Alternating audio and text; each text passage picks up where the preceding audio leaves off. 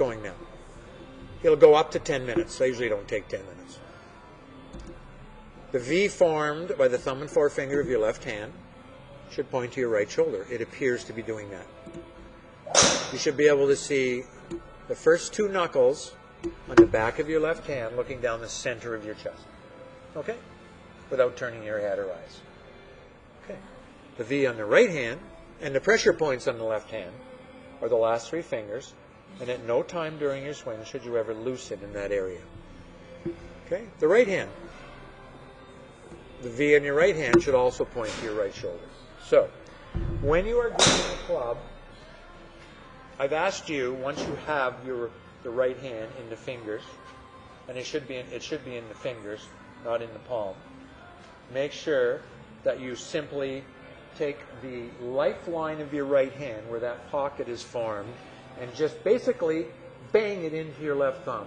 Once you do that, then all you do is you close your thumb and make sure there's no gap between your thumb and forefinger, and you're ready to go. Okay? So, what you have is basically what I call lazy grip, which means you just kind of drop it, which makes your right side feel stronger. Okay? Let's back you up.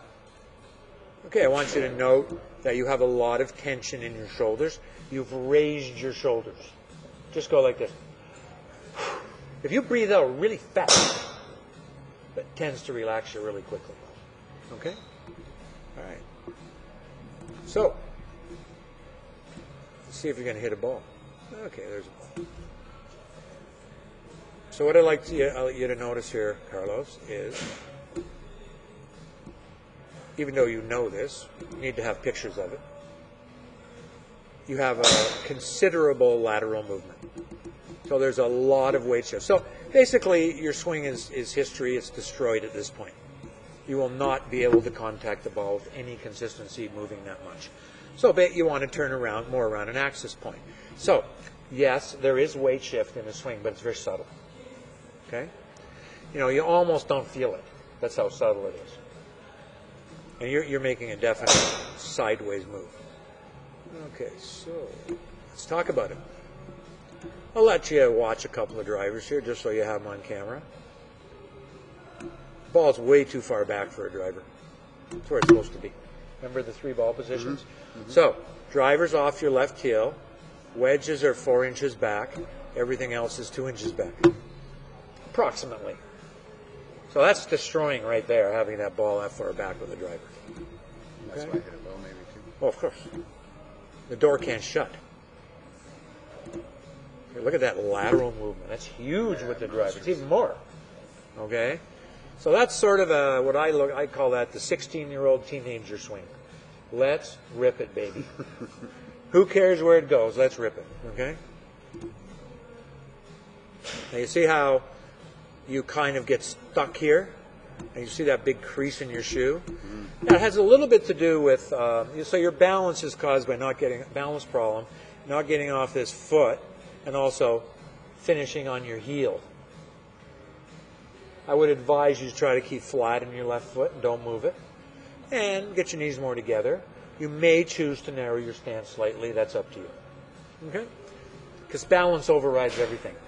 Remember, power is nothing without control. And I'll tell you where I saw that. On a Pirelli tire commercial. Okay? Yeah. I didn't see it on a golf commercial. You must hold your finish minimum 2 seconds in balance, not moving. The reason being, if you hold your finish, you will get there. Okay? And it's really important to finish your golf swing. Okay, so here's your swing from behind. Actually, I'll just run this. As you can see, you're very upright. Okay, so let's continue. New grip. Beautiful. Couldn't be better. All right? Easy as that. Okay.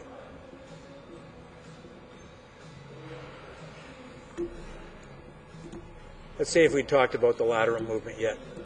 I can't remember. No, not really. Still moving a little bit. Okay, a couple of drills. So I held your head, asked you not to move it. And as I told you before, Carlos, if your head moves a tiny bit at the very end of your turn, so be it. It's not going to destroy your swing.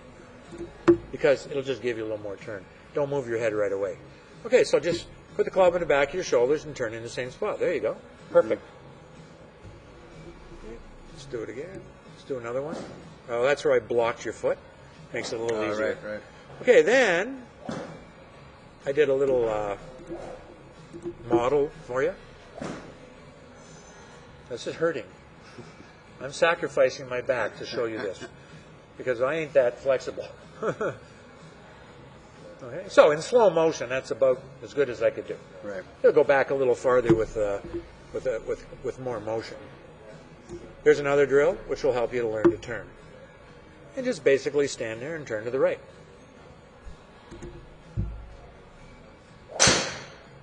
I wouldn't have your feet quite that wide when you do this drill. See how you're just turning your shoulders against the resistance of your hips? And your right leg is providing a brace for you to do that. So that's what you want. Okay, so then I put a club under the back of your foot. That's another thing that you could do. Okay.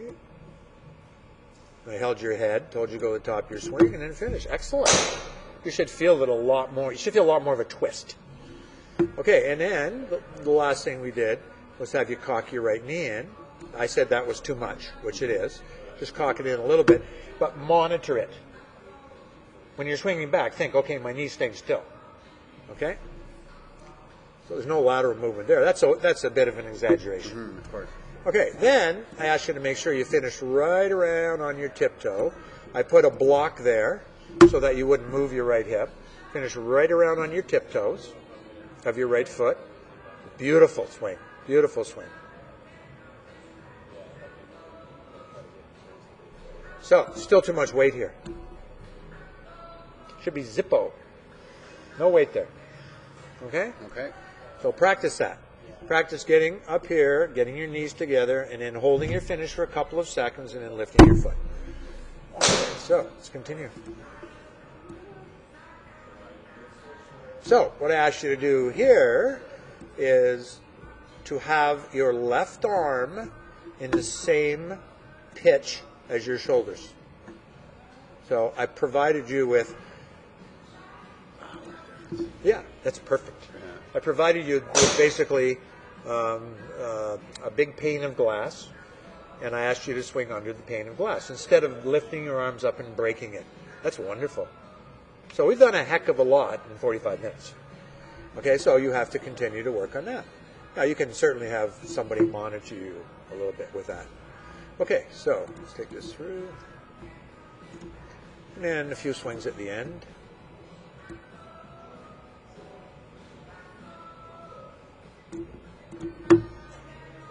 See how quiet you are in your lower body? You know, most people can't do what you're doing.